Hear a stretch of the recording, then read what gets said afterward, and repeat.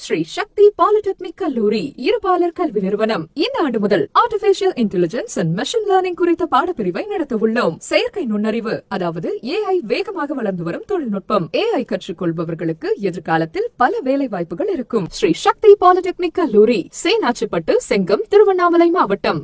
கருங்குணம் பகுதியில் கள்ளச்சாராய சாவு 41 பேர், 110 பேர் பல்வேறு மருத்துவமனைகளில் தீவிர சிகிச்சை பிரிவில் சேர்க்கப்பட்டு கண் பார்வை இழக்கப்பட்டு இன்று வேதனையான நிகழ்ச்சியில் இருப்பது தமிழ்நாட்டையே உலுக்கி இருக்கிற ஒரு சம்பவம்.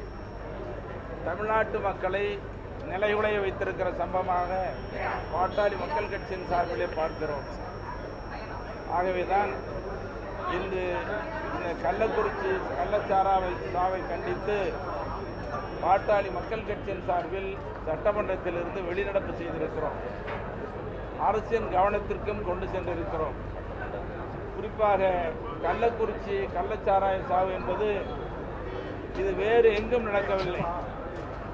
கள்ளக்குறிச்சி நகராட்சியில் காவல் நிலையம் இருக்கிற பகுதியில், நகராட்சி அலுவலகம் இருக்கிற பகுதியில், நீதிமன்றம் இருக்கிற பகுதியில் இந்த கள்ளச்சாராய சாவு இங்கே விற்கப்படுகிறது. இங்கே விற்றுட்டு நகராட்சி மைய பகுதியில் காவல் நிலையத்தை ஒட்டி சாராயம் வைக்கிறாங்க. கள்ளச்சாராய சாவு நடந்திருக்கு. ஆனால் காவல் நிலையத்தில் வழக்கு பதிவு என்னன்னு சொன்னால் சுடுகாட்டில் சாராயம் விற்றார்கள் என்ற வழக்கு பதிவு. இது எவ்வளோ அப்பட்டமான பொய், எவ்வளோ வேதனை, மூடி மறைக்கிற செயல். அது மட்டும் இல்லை, இன்னைக்கு கள்ளச்சாராயங்கிறது இன்னைக்கு கள்ளக்குறிச்சியில் நடந்திருக்கு. இதுக்கு முன்னால் மரக்காணத்தில் நடந்தது, செங்கல்பட்டில் நடந்தது, நாளைக்கு எங்கே நடக்குன்னு தெரியல. இது கள்ளச்சாராய குடித்து உடனடியாக சாவறாங்க. டாஸ்மாக் சாராயம் மெல்ல சாகடிக்கும், இது கொஞ்சம் கொஞ்சமாக சாகடிக்கும். ஸ்லோ பாய்சன் சொல்கிறாங்கல்ல, இது விஷச்சாராயம் உடனே சாவு, டாஸ்மாக் சாராயம் மெல்ல மெல்ல சாகடிக்கும். அதனால தான் எங்கள் மருத்துவர் ஐயா அவர்கள் பாட்டாளி மக்கள் கட்சியின் சார்பில் 44 ஆண்டுகளாக சொல்கிறாங்க. 44 ஆண்டுகளாக போராடுறோம்.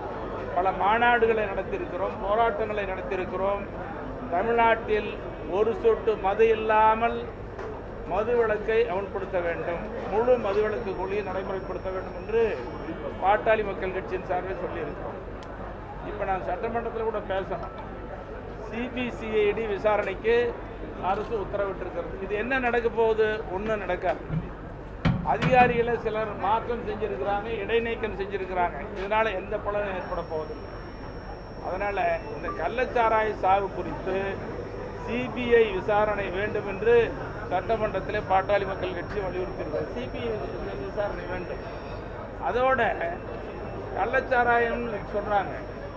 நீங்கள் தமிழ்நாடு முழுக்க டாஸ்மாக் கடையில் இருக்கிற சாராயத்தை சந்துக்கடை என்ற பெயரில் எங்கே பார்த்தாலும் விற்பனை செய்கிறாங்க. சந்துக்கடை இல்லாத இடமே இல்லை, இல்லாத கிராமமே, எல்லா இடத்துலையும் சந்துக்கடை. இது என்ன சாராயம் விற்கிறாங்க? டாஸ்மாக் சாராயத்தை விற்கிறாங்க. கர்நாடகாவில், பெங்களூர்ல இருந்து, புதுச்சேரியிலிருந்து கொண்டு வந்து பாக்கெட் சாராயத்தையும் விற்கிறாங்க. அது நல்ல சாராயமா? அதுவும் கள்ள சாராயம் தான். இதையும் சட்டமன்றத்தில் சொல்லியிருக்கிறோம். இப்படி கள்ளச்சாராயம் என்ற பெயரால் நல்ல சாராயத்தில் கலப்படம் செய்து இங்கே பாக்கெட்டில் விற்கிறது வன்மையான கண்டனத்துக்குரியது. இப்போ நான் முதலே சொன்ன மாதிரி இந்த விஷச்சாராயம் உடனே கொண்டுச்சு, கண் பார்வை போயிடுச்சு. டாஸ்மாக் சாராயம் மெல்ல மெல்ல சாகடிக்கும். இன்னைக்கு ஏராளமான இளம் விதவைகளை உருவாக்குது. இன்னைக்கு பேரவைத் தலைவர் கூட சொன்னார், கருஞ்சட்டை போட்டு வந்திருக்கிறீங்க, பெரியார் நினைவு சொல்கிற மாதிரின்னு சொன்னால் அதுக்கு பதில் சொன்னான் பேரவைத் தலைவர் அவர்களே. தந்தை பெரியார் சொன்னார், ஒரு சொட்டு மது இல்லாத தமிழகம் வேண்டும் என்று பெரியார் சொன்னார்.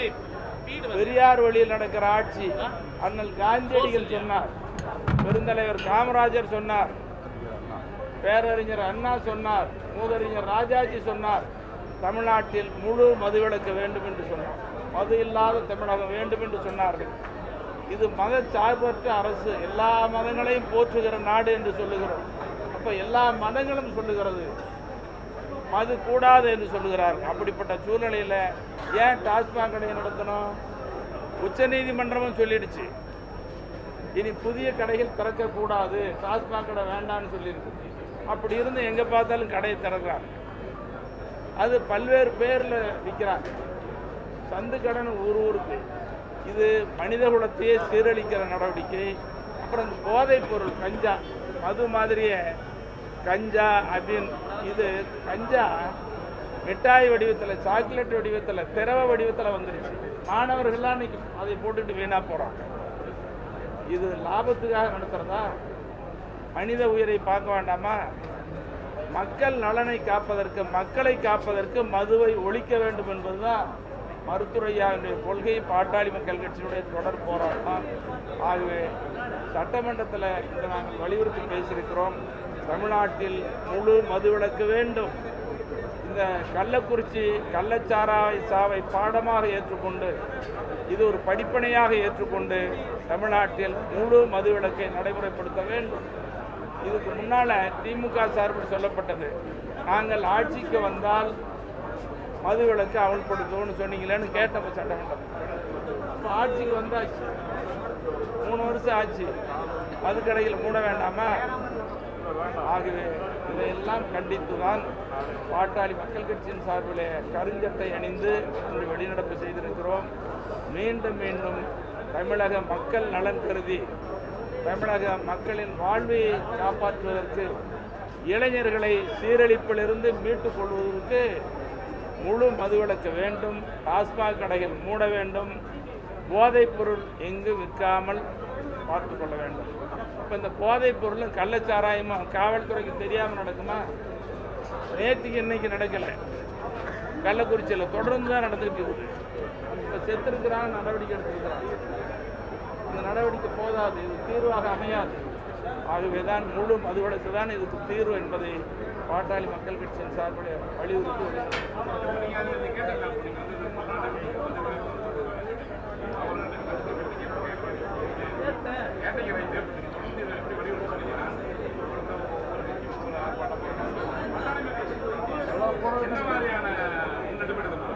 பாட்டாளி மக்கள் கட்சியின் சார்பில் 44 வருஷமா போராட்டம். கொஞ்ச நஞ்சம் இல்லை.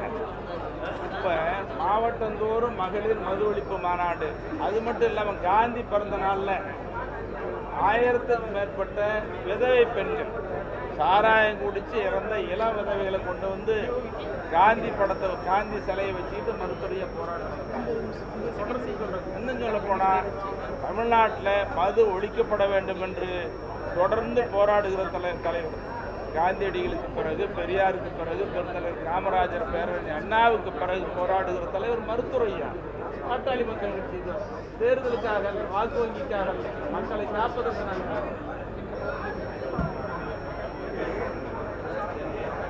இது எல்லாரும் நண்பர்களுக்கு தான். ஒட்டுமொத்தமாக தமிழ்நாடு காக்கப்பட வேண்டும்.